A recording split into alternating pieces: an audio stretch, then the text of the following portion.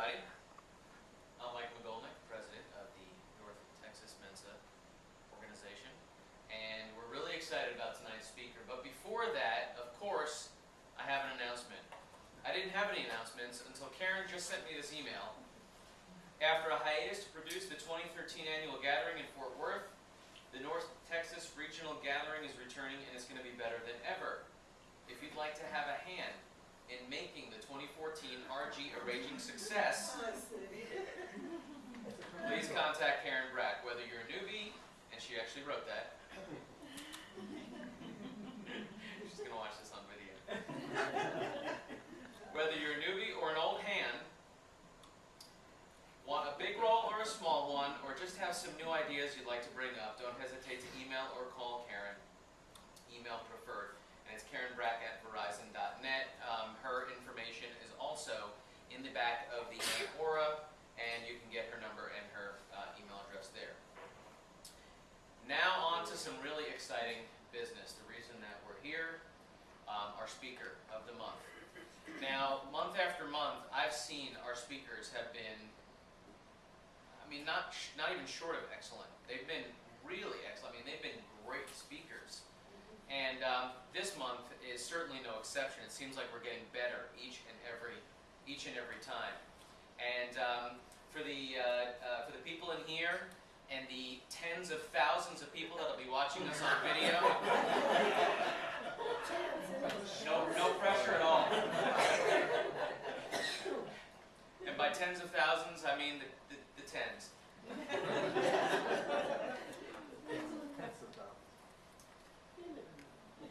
What we think of as routine daily life is actually a series of near impossibilities wrapped around near impossibilities. While most people are acutely aware of the imperfections in their lives, most of us are relatively blind to how remarkable we really are.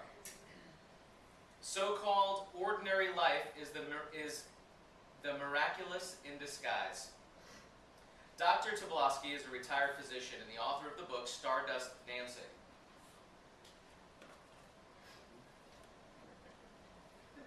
A Seeker's Guide to the Miraculous. Physician author Larry Dossey, MD, describes Dr. Toblowsky's message as vital, stating, Dr. Toblowsky pulls the veil back and transforms the ordinary so that nothing is ordinary when truly seen. SMU biology professor Dr. Bonnie Jacobs uses the phrase, equal parts information and inspiration. In these challenging times, take this uplifting inner voyage to discover your amazing and improbable self. But who is Dr. Toblowsky?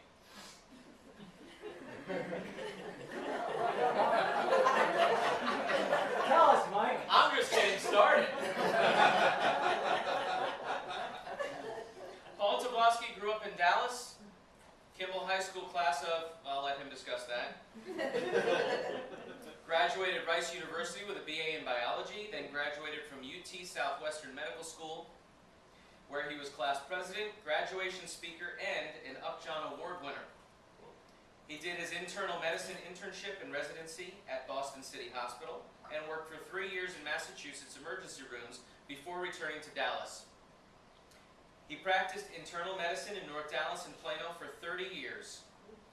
Dr. Toblowsky was listed as many times as the best doctor at local, state, and national levels. In June of 2013, he published Stardust Dancing, now available on Amazon or from the trunk of the author's car. Being an author myself, I'm right there. I've got some of my books too. He's been having a wonderful time giving talks since then. Please join me in welcoming our esteemed speaker this evening, Dr. Paul Toblowsky.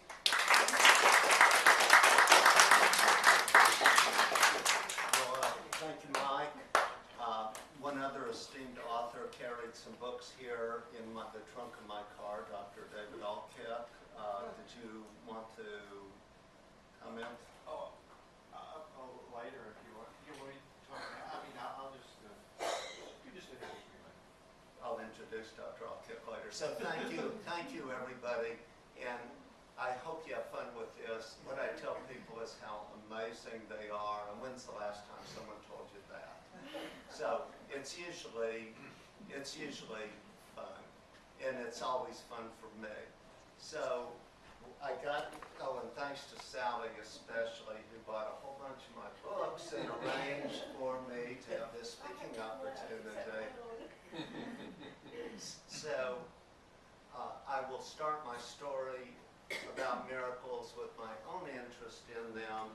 Back when I was a little kid and I went to learn these Bible stories, and what struck me about the Bible stories is that for 3 hours, miracles happened all the time. They'd jump out of every paragraph.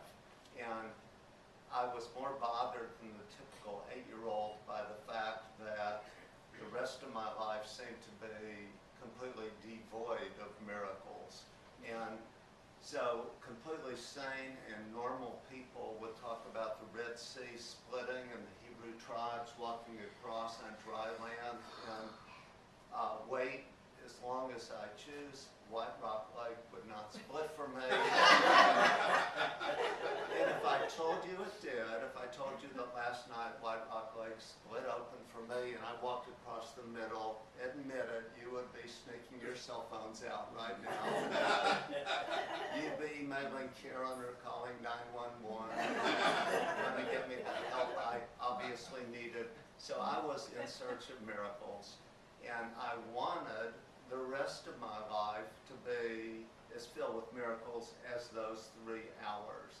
And it doesn't really matter, as you listen to my story, to what extent you consider the Bible stories to be factual truth. But I picked my miracle of choice, and that was the burning bush story. And I'm sure you're familiar with it. And again, it doesn't matter whether you think it's factual truth or not. But here's Moses, he's supposed to free the Hebrew slaves, and instead, he's thrown out of Egypt, evicted into the wilderness, and it looks like he's going to live his life as a nobody out in the middle of nowhere. And then he gets the miracle that I wanted. He gets this bush that's burning and not consumed by fire, through which he gets divine advice about what to do with his life. Well, it turns out I could use that too. I thought, I've got as many problems as everyone else, as many hard decisions as everyone else. I would like that bush. So, for those of you, there's 2 of you that have wrote Stardust Dancing, but if you were to bet right now on my chances of finding that burning bush that gives you divine advice, I bet you'd bet against if you were forced to put your money down right now. And in fact, I waited years. I waited decades looking for my miracle, and I couldn't find any. And I presume that meant that there weren't any miracles. It didn't occur to me that I was surrounded by them, and I just didn't know how to look. So one day, and I'm probably 40 years old, but that could be wrong by 5 or 10 years. Don't believe me. Not on that part of it. So I'm in a doctor's office, and there's one book on the table. And I pick up the one book, and I open it randomly, and I find myself reading about the French scientist Lavoisier. I practice saying that all the time. If anyone speaks French, I apologize, but I will spell it Lavoisier. So what I'm reading is Lavoisier in the 1700s was credited with being the first to figure out why we breathe in oxygen and breathe out carbon dioxide. He recognized that that gas exchange was the hallmark of a fire. And I'm thinking, if Lavoisier is right, then I am burning, but not consumed by the fire. And this miracle that I've been seeking everywhere else at the Kerrville Folk Festival, among other places, this miracle I've been seeking was me. And not me making a one-handed touchdown catch in the last second of a football game. My ordinary, plain self was a miracle that I had been seeking all these years. And it took me about 5 seconds to realize, well, that means everyone else is also burning without being consumed. And so at this point, I'm thinking everyone's as miraculous as I am if you accept that as a miracle. Now I have to convince you of that, and I may fail at this. I have been accused of hyperbole for using the word miracle, and you'll decide. The jury can vote. We have enough for a jury here on whether I should use the word miracle or not. But the people will ask me at this point, well, what's burning? You don't look like you're on fire. And I will say, well, I'm not burning at 1,000 degrees. I'm burning at 98.6 degrees. But it's been a reasonably chilly winter in Dallas. It was 25 degrees. I'm 98.6. Give me some credit. That's 70 some odd degrees above the outside air. Yes, I'm burning. And so people will say, well, what's burning? And I'll say, well, what'd you have for breakfast? What'd you have for lunch? What'd you have for supper? You were gathering fuel. I bet you didn't think of it in those terms. You probably thought you were hungry, and that tastes good, but you were gathering fuel. So what happens each time you eat is you absorb the nutrients. You have a circulatory system that distributes those nutrients to all the cells of your body. You use part of those nutrients for maintenance on those cells. And what you don't use for maintenance, you are, after all, the oven as well as the fuel, so you have to maintain yourself. But whatever you didn't use for maintenance, you store in each of your cells, and you truly do burn it in every one of your individual cells. I once, as a medical student, had to learn the chemical reactions of the burning, and I still, even though that was the miracle I was looking for, didn't recognize it when I was tested on the material. But each of us then truly is burning without being consumed with the fire. So what do you do with that information then? Is this just a lucky coincidence? So that's what got me into thinking about the miracle of ordinary life. Now I'm going to spend most of the rest of the time telling you about yourself and that your ordinary life isn't so ordinary. So, first question, how old are you? Sally's heard me do this maneuver before. January 8th of last year. That's right. On Elvis's birthday. That's right. So think about for a second how old you are. Okay, that was an easy one. Now here's a little more challenging and a little more interesting version of that question. You were made from pre-existing raw materials. How old are the raw materials from which you are made? Harder question, and time is up. So, if you look at it just the right way, the materials from which you are made are as old as the universe. How can I say that? Well, I wasn't there when the universe formed, so I can't tell you exactly how it started. I can tell you the book of Genesis says, God said, let there be light, and that's how it started. I can tell you the Big Bang Theory says that there was a burst of energy from nothingness, the potential to give birth to a universe actualized, and the universe came into being. I can tell you those two theories. I'm sure there's other theories, and I bet we'll all be really surprised if anyone ever finds out exactly how it started. But here's the Reader's Digest history of the universe from that moment to this. From that original stuff, anything that has ever existed has been formed. That original stuff has been transforming through the entire history of the universe. The universe is estimated to be 13.7 to 13.8 billion years old, and that original stuff has given rise, has transformed into every star that's ever existed, including our sun, into every planet that's ever existed, including the one we're standing on now. And a little bit of that original stuff became each of us, as well as every frog and every tree and every whale. So everything you see is the original stuff transformed over the course of 13.7 or 8 billion years. Put slightly differently, it's taken the universe that many billion years to form you, to create this moment that we have together right now. So we're actually made of quite ancient stuff, and so those of you who guessed your age at 13 billion years get full credit. The oldest atoms in your body, to be a little more concrete about it, are hydrogen atoms. Almost all the atoms in the universe are hydrogen atoms, and almost all the rest are helium atoms. Those are both thought to be over 13 billion years old. Well, over half the atoms in your body are those hydrogen atoms.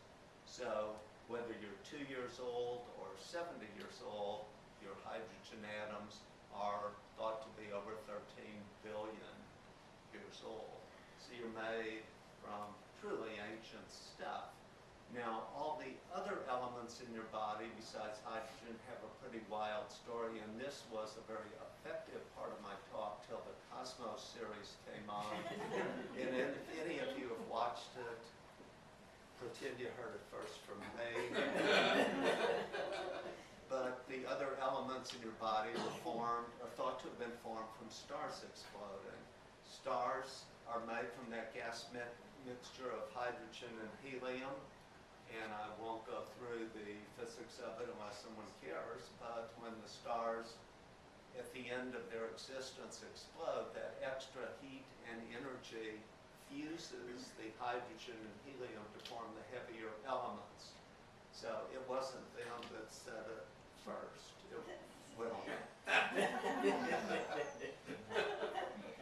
It's in the book that was written.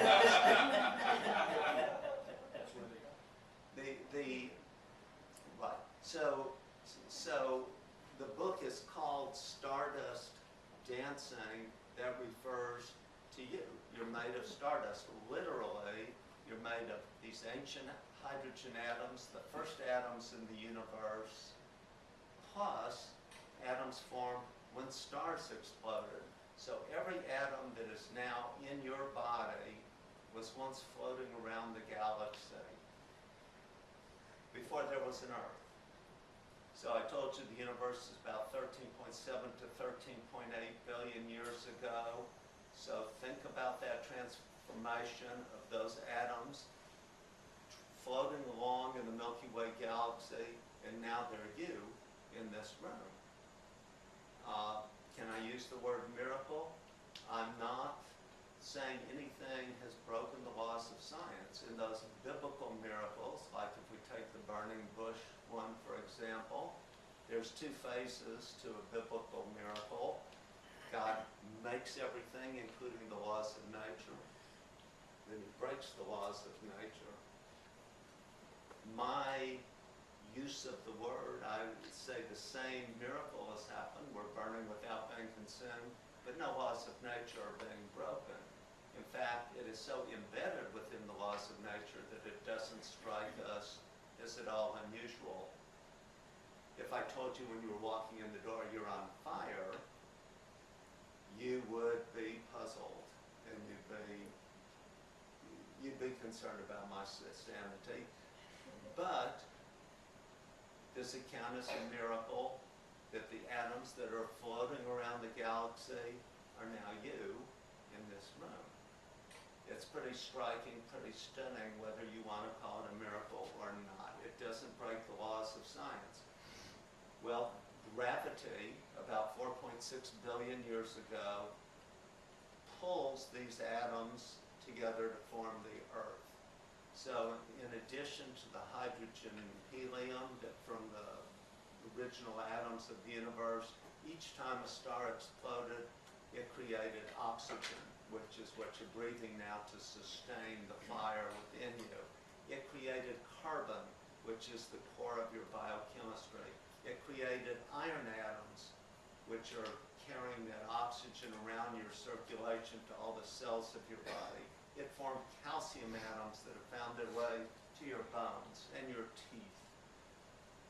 They've had a cosmic voyage. All these atoms have had individual paths that have led to you now. Well, at this point, you have an Earth that's lifeless. But to me, it's pretty miraculous when you think about it that a planet can come to life in a sense. I'm not saying like Lovelock did that the whole Earth is alive, but clumps of atoms that have never been alive group together and are alive, including the atoms that form you. But if the sun's out, I could open the window and you could look at all the other life forms that have had this same cosmic journey. Every tree you see, if you could see a tree out the window, every tree you see would have the same story, that atoms formed in space from the explosions of stars that became lifeless Earth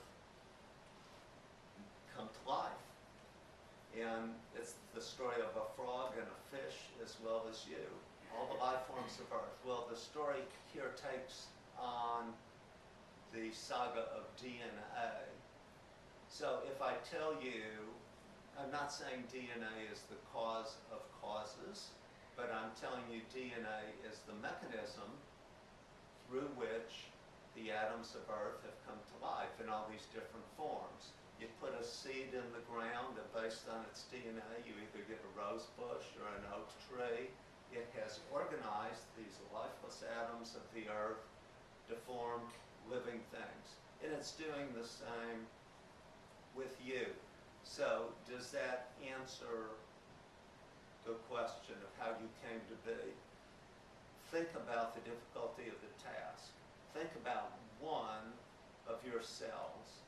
So each of your cells has about 100 trillion atoms. So any one of your cells has to gather unto itself the proper 100 trillion atoms. I'll take that one and that one and that one. Not you, not you. And somehow that cell has to know what a kidney cell needs to become a kidney cell. So you could say that the DNA first has recruited the proper atoms for that one cell. It's lined them up in the right arrangement. It's given them their functional tasks that they need to perform. That's one of your cells. So any one of your cells to me is a marvel. I'm stunned that even we think of one-celled organisms as being primitive, and compared to us they are, but think of how hard that task would be. Then think about the fact that you've got trillions of cells. So you've got, this estimate may be wildly wrong, but the current estimate is maybe about 35 to 40 trillion cells. It runs in the trillions, whatever the final number turns out to be. So each of those cells has to activate the right part of its DNA. Human DNA has about 20,000 genes. Every one of your cells has the same DNA, the same 20,000 genes. So that means that the cells here have to activate the right genes to become the cornea of my eyes. And the ones behind it have to activate the right genes to form all the other complex structures of the eye. You have a pupil that opens and closes to let in the right amount of light. You have a lens in your eye, in each eye, that knows, based on what you're thinking, whether you're reading a book that's a foot away or looking at a lunar eclipse that's 240,000 miles away. Somehow, the right genes have been turned on for these complex structures, and you think you're seeing me now, but you're not.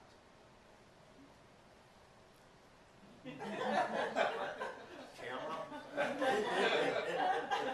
You are not seeing me because the light is reflected off me into your eyes, and your retinas have absorbed that light. Your brain doesn't receive any light whatsoever, but your retina has recorded the pattern of light that's landed on it. You have a bunch of nerves carrying messages from the back of your eye, from the retina, to your brain, where you have all these different regions of your brain analyzing this information. From that information, your brain is constructing your visual experience of the outside world. So you are seeing a virtual image of me. And everything you see, you have constructed a virtual image of it, and it's got to be pretty accurate for us to survive. I'm not a good ping pong player, I don't claim to be, but I have to be able to see the ball, and we don't run into each other when we drive cars, so we form a pretty accurate, at least the image we form has to be spatially accurate. How does this complexity arise? DNA is pretty amazing stuff. Is it fair for me to use the word miraculous yet? You could pick any part of your body, and I have fun doing it and thinking about it, but you have over 200 different types of cells in your body, and they all help keep the other cells alive.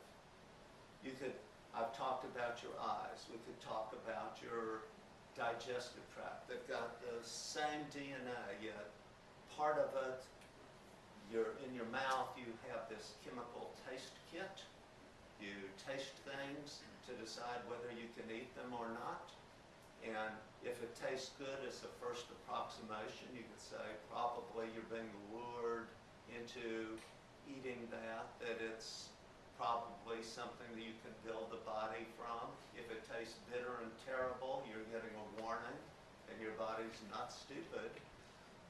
Your survival is based on not eating things that might be poisonous to it.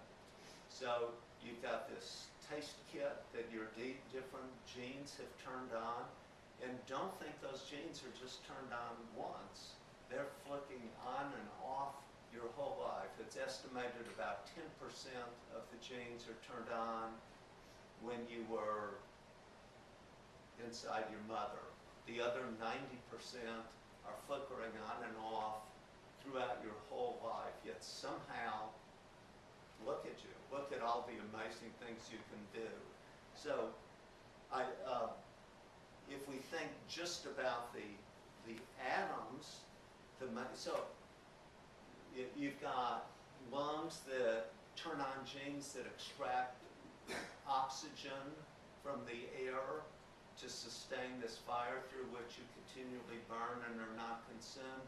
You turn on, out of that same set of genes, different genes that give you a 4-chambered heart. We talked about the digestive tract, where you take lasagna that's sitting on the table there, and I will guarantee you it will be part of you tomorrow.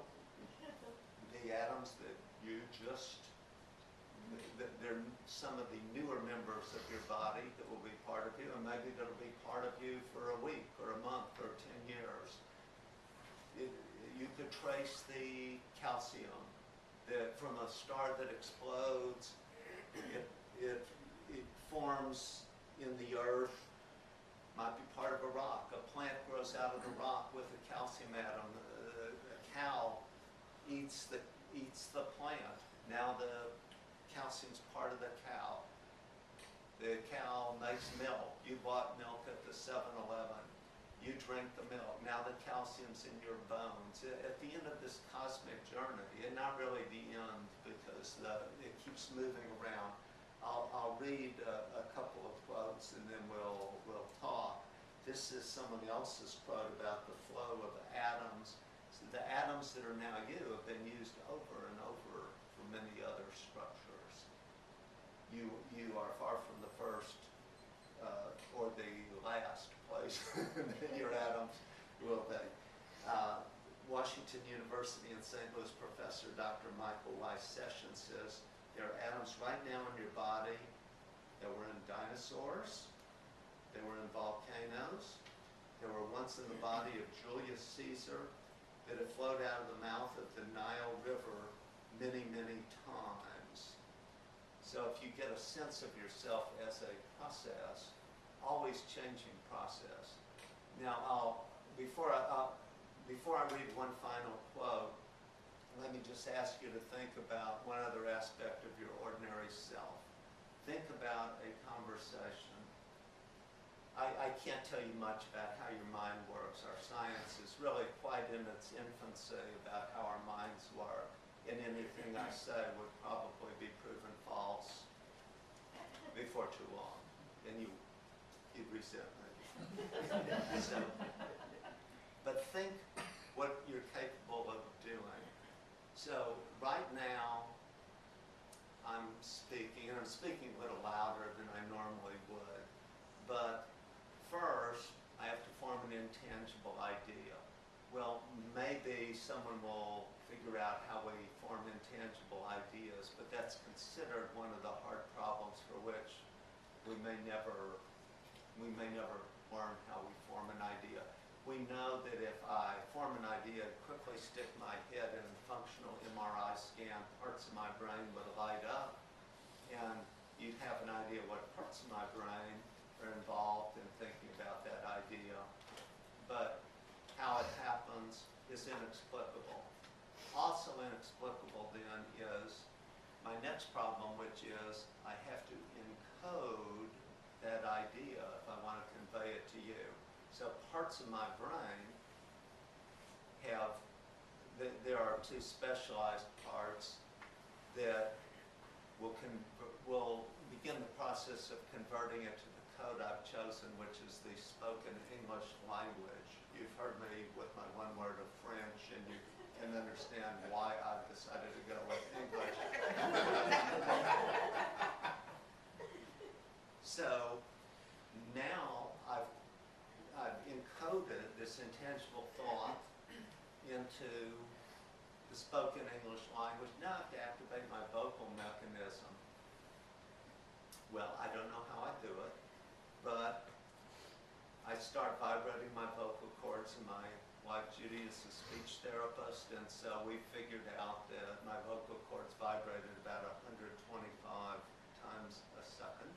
So I generate 125 high and low pressure waves, and I breathe out, sending those pressure waves out toward you.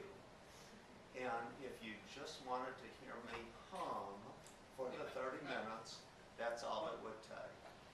But if I want to speak or sing one of Sally's songs, I have to shape these pressure waves. I don't know how I do it, but you can see my lips and teeth, my jaw, my tongue. How does this happen? And I tell you, I could do this when I was 2. You won't believe me. I was 3 or 4. Somewhere in there, I got to where I could do this naturally, easily. And all I've done is send pressure waves toward you, shaped pressure waves. The difference in pressure between the high and low pressure part of the wave is estimated to be about 1 part in 10 million. So what are the chances that you could detect that? Well, the chances of that are high because you can hear me speak, so you know that you can detect it. So your eardrum is slammed back by the force of that 1 part in 10 million increase in pressure, and then it's released back forward as the low part of the pressure wave reaches you. So 125 times a second, your eardrum's knocked back and then swings forward. And then you've got in your ear and in your brain components to decode these pressure waves back into intangible thoughts, so you know what I'm talking about. So think of all these seemingly improbable steps. If yet they would seem impossible. If you read a science fiction story that told you that there was a planet where people are burning, continually burning, but not consumed by the fire. They're made from atoms that were floating around their galaxy. They eat the atoms of their planet to gather fuel to keep them alive. They speak through vibrations that they shake, that they receive. I mean, what are the chances any of this stuff is, right? But I ain't making this up. I mean, this is your normal self that I'm talking about. So I will read one final passage and then we'll have questions, but I hope you are amazed at your ordinary self. And as Mike said, it's so easy to see what's wrong with our lives. We're all experts at the difficulties we have, and all our lives have difficulties, but it's sometimes hard to see what's hidden in our ordinary self, the amazing, ordinary, extraordinary lives that we live. So this passage, there's a lead into it where other authors talk about we don't appreciate being human because humans are all bunched together. We're surrounded by them. So being human doesn't strike us as something that's amazing. But I then say, what would happen if you were locked in a soundproof booth, a dark room, and 9 days out of 10 you had no outside contacts? And then 1 day out of 10 you could get out. You could have meetings like this, you could talk with your friends, you could have a sunny day or a rainy day. What if you were deprived of the opportunity to be human, fully human, for most of the time, and you could just only intermittently get out and be human, be your everyday self, say 1 day out of 10. Would you appreciate that? And I bet you would. So I'll close after this reading, we'll have questions. Yet our days, filled with all those blessings and more, come bunched together. We do not have an isolation chamber to block us from access to the wonders of the world. So one day seems much like another, so very ordinary. We become blind to gifts that are in plain sight because they're always there. Hence it would require an act of imagination to picture a world without these blessings, a world without sunshine or friendship or life. Such an act would allow us to appreciate that our world actually contains all these things and we are free every day to experience them. They are all bunched together, accessible here and now, today and tomorrow. You have been given a living body to experience this amazing place and the freedom to do it now. You only have to be yourself and perceive the world as it is. Sometimes I sit in the backyard and close my eyes just for the joy of opening them again. So with that, I will close and see what other people have to say. I am so grateful for the chance to speak to Mensa, and I learned from all my talks. I learned from questions and comments that people have, and I hope that somebody will have at it. Thank you very much, and I also, Stardust Dancing is $15. It's, if you want it from the trunk of my car, they're right there. It's also available on Amazon, both as a paperback and as a Kindle. David Alkiak has also brought a book, and he'll tell you about that in a second.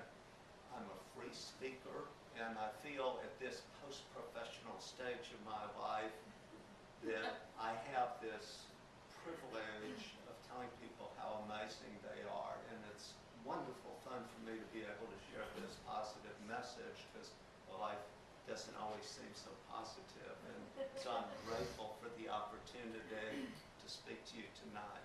So, thoughts, questions, or comments? I'll start with one. Paul, have at it. You described this odyssey of the atoms coming together and creating what we are and who we are.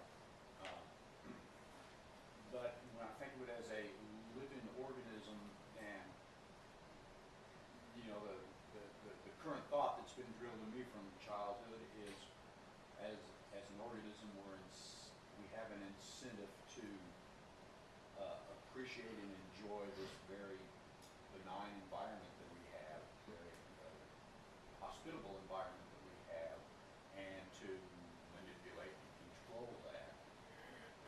And yet, in the inanimate world, you don't see any incentive like that. So, do you kind of trace that, attribute that back to the DNA or the creation of DNA that says, this is my task? Well, I think our DNA, I think DNA in general leads to life forms that have found a way to survive, and it's led to squirrels becoming very good squirrels and outperforming squirrels that were less successful at being squirrels. So I think DNA, it's led to rose bushes that are better at surviving than other variants of rose bushes. So the inanimate world lacks motivation, I would say. I will tell you, sometimes people will ask me, what about the big picture? What do I see about, what do I think about the cause of causes? And that's a question that fascinates me and that I can't answer. And I refer to this passage that you've all heard in the book of Exodus, where Moses says, God, can I see your face? And God says, sorry, Moses, not even you. No human can see my face and live, which is often interpreted as no one could understand. Humans are not equipped to understand the ultimate cause of causes. And God says, the best I can offer is that I will walk by and with my hand I'll cover your eyes. And once I'm past you, I'll remove my hand. And I'm puzzled by God having a hand in this story. He's saying, you could see my back. And what does this mean? And so I feel like whatever the cause of causes is, as it passes by, whatever it is, whatever its motivation is, when we look and see what's left behind, we see lots of amazing things, but there's hard things in life too. We're all mortal. When you look at the world or read the newspaper, you see that there's a lot of harsh things that go on in the world too. So I would agree that the inanimate world doesn't have motivation. I think all human motivation isn't completely beautiful either, and puzzles me as to what the cause of causes might be. But I'm certainly grateful for these years that it's taken the universe this long to give us this moment. And I want to optimize my use of this moment, and I certainly, I want, when I started this talk, I was saying I had one morning a week that was spiritual and filled with miracles, and the rest of my time was secular and devoid of miracles. And now I feel like there are miracles everywhere I go. If I open the window, I see nothing but miracles. And so I feel so fortunate, whatever the cause of causes is, that my whole life feels spiritual to me. And I suggest, look in the mirror, look in the backyard, look anywhere. It's quite stunning when you think about the ordinary world. That sort of veered off your question, but it was something that I didn't say earlier that I felt like I should. Sally? I have a question, and this might be just totally off the wall, but I attend a philosophy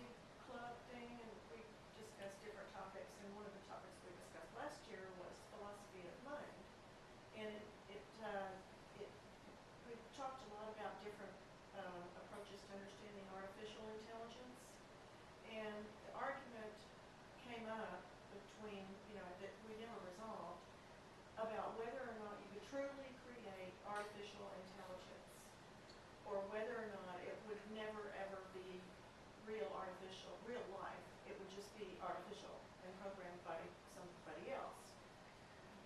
How do you see that quandary? Do you see artificial intelligence or artificial life as being something that would be created by the same sort of miracles, or do you see that as just an extension of human intervention? I see it as being quite possible. Are you familiar with the concept of emergence? Yes. We talked about for those that aren't, emergence is that you start with something that's got a relatively low level of organization, and somehow it reaches a point where it has a dramatically higher level of organization. So there's nothing, when you see an amoeba, that will let you think, if someone said that somehow life would develop where it would have the capacity to think like we do.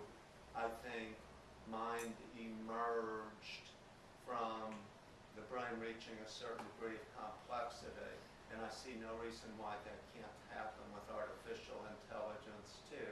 Now that's just a guess, and I don't know any more than anyone else, but my suspicion would be that there will probably be some threshold of complexity beyond which we may find ourselves not the smartest thing around anymore. But if we're not, then would there come a time when that level of artificial intelligence never ever be able to advance any further because there were no humans smart enough to make it advance further? We're running out of film. My thought is if that threshold of complexity is crossed, there's no limit to what it might develop. And I think there's no limit that I could see that in terms of our own intelligence developing further. I think most people, you're really smart, and I know that. But I know lots of people with a mind that's very similar to yours structurally, are not near as smart, that you have a level of complexity that a lot of people don't. And I can picture artificial intelligence and human intelligence continuing to progress, and I hope we use it, I hope we direct it positively. Yeah. Do we have any understanding about where DNA originated? How unicellular organisms combine to form multicellular organisms? There's speculation that it's thought that, and this part is all just speculation, so what I've told you in my talk was, I think, pretty much all at least considered true now, though science is prone to change. But it's thought that probably RNA formed before there was DNA. They're related to each other, but RNA has certain advantages, such as it can reproduce itself. DNA requires protein to make more DNA. So DNA makes, the system we have now is DNA makes a whole bunch of proteins which are necessary to make more DNA, which makes more protein. So that's a very complex system, and it's thought that that organisms probably used RNA previously in the role now taken by DNA.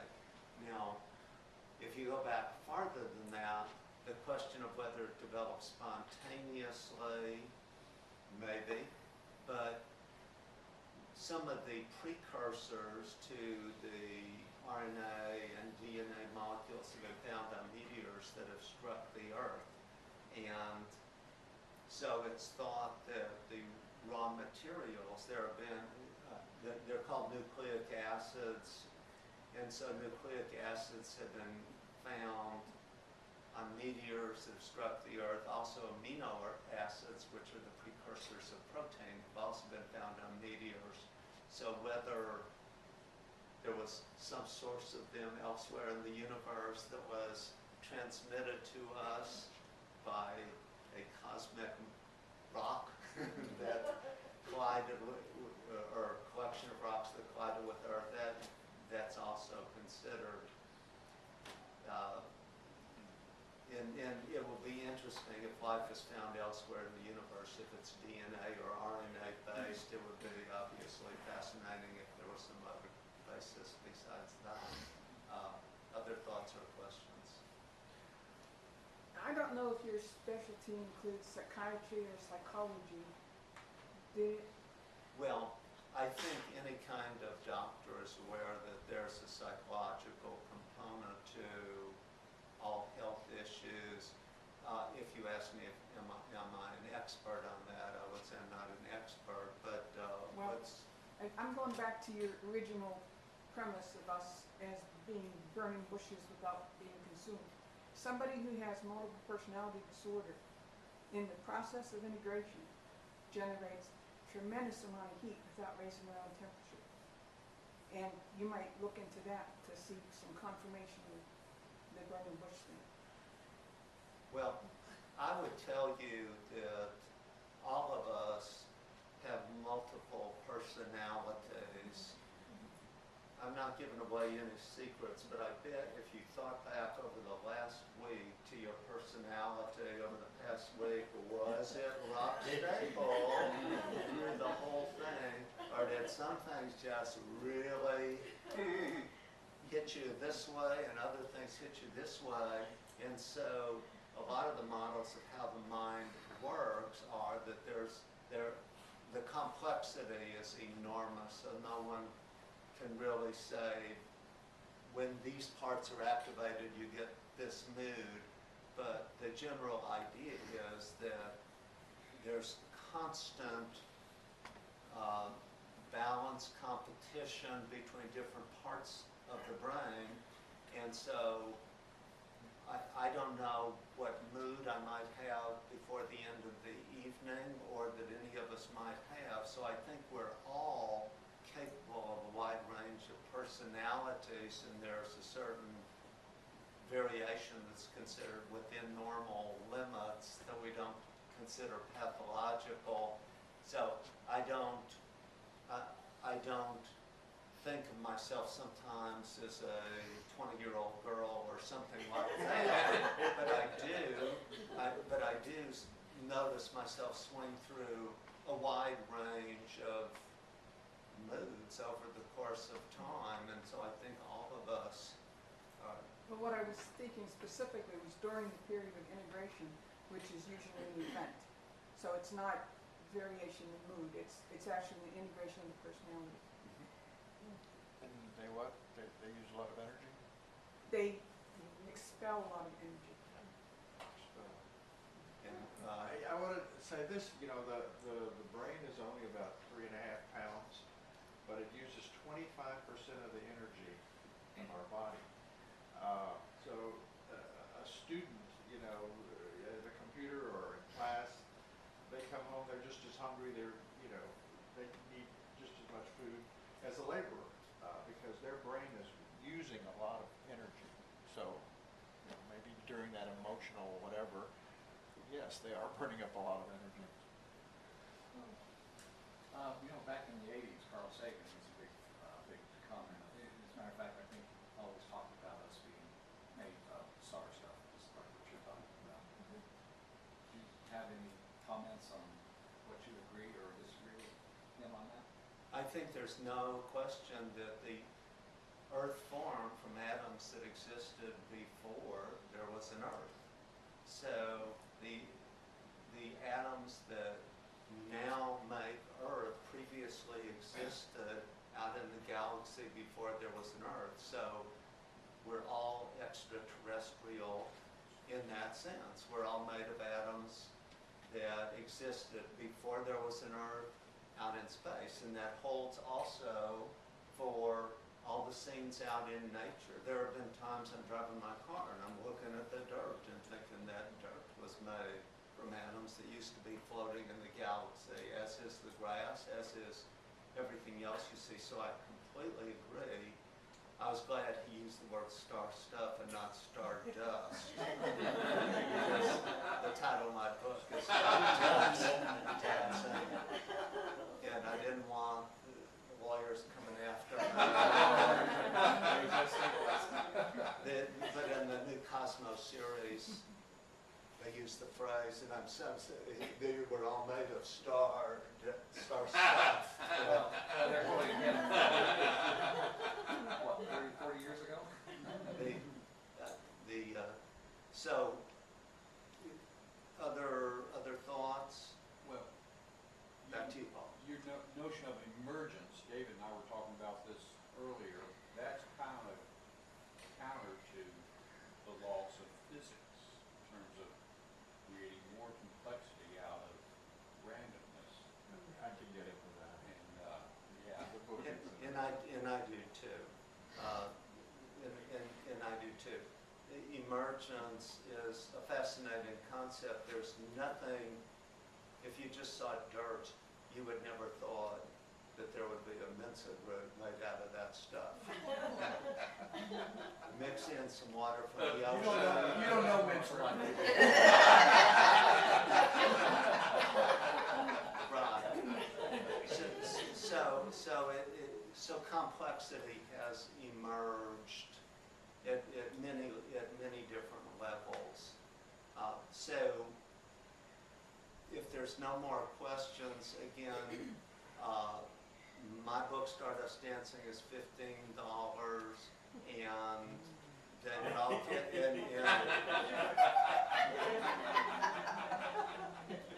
and Sally, I thought, had a great idea, which was buying a bunch of books for her friends.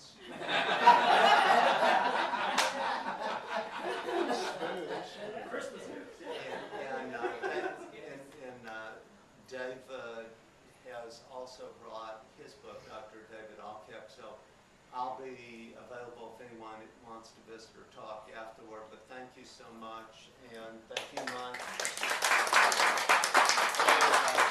Thanks, Dr. Toblowsky, for coming out and talking with us tonight. His book is here. For those of you watching on video, his book is also on Amazon. On Amazon. So you can look it up, Stardust Dancing. Just look for the title because you won't be able to spell his name. Except that it is Paul Toblowsky, Toblowsky, M.D. Because of those You didn't get years that of medical rewind training. lecture. And I just wanted to say that, you know, I really don't feel a day over 10 billion. We haven't got those atoms yet. You don't look over 9 billion. I appreciate that. And even if you think about that, like a lot of your atoms just joined you tonight, or last week. There's when you were I'd born. like to say welcome to all my new atoms. When you were Your born, average you is probably weighed, only 4 billion. when you were born, you weighed about 7 pounds. So think about you've accumulated most of your atoms I'm along trying to the lose way. some atoms. And you're succeeding. It's estimated that we, over the course of a lifetime, eat 50 to 60 tons of food. So it's a good thing you do lose some atoms along the way, or we wouldn't be quite as mobile as we would like. So we're constantly exchanging atoms with the outside world. So many of your atoms are brand newly a part of you. Excellent. Well, thank you again, and the book is called Stardust Dancing. And, you know, one of the great things about being part of Mensa is we have a vast resource of not just research and information, but we have great people that have just high-level thinkers, people that help, you know, shape things in life and health and society and technology and science. And while we don't necessarily have time for another speaker, I don't want to take away from Dr. Alkek, who's here, who also wrote a book, The Self-Creating Universe. I was thumbing through it. It is very interesting. And if you would come up, so at least you know the Mensans that aren't here can see you on camera and introduce yourself as well. So thank you both for being here. I don't want to take away anything from my very dear friend Paul Toblowsky, but he's been, we support one another. We've kind of, been supporting each other as authors through this process. And I guess I kind of predated him a little bit with this book. I want to kind of add to what you said. I went through medical school too, and as a scientist, what I really like about science is it helps explain the world to me and why things do. And what was really blew my mind in my freshman year when we were talking about the citric acid cycle and how we make energy, how these little molecules, kind of come out of this 28 steps or something like that of these little enzymes go around and around and around so that we can make these little molecules of energy that with this burning bush. I want to tell you a little story about Lavoisier too. Antoine Lavoisier was a minor aristocrat, and he got beheaded because of it during the French Revolution. But he did discover, he didn't name it oxygen, but he discovered that there was, something, some gas that we inhaled. He had experiments, and so he was to be executed at the guillotine. And being a scientist, he said, "I'm going to have a last experiment." He said, "I believe that there's this vital, oxygen." He didn't call it that, but something. And so there should be, enough in my brain that even if my head is cut off, that there's still some thoughts or something going on there for a few seconds. So he had a friend of his said, "Now I want you to be observant that when they chop my head off and hold my head up, I'm going to blink my eyes as many times as I can, put the head off," which he did.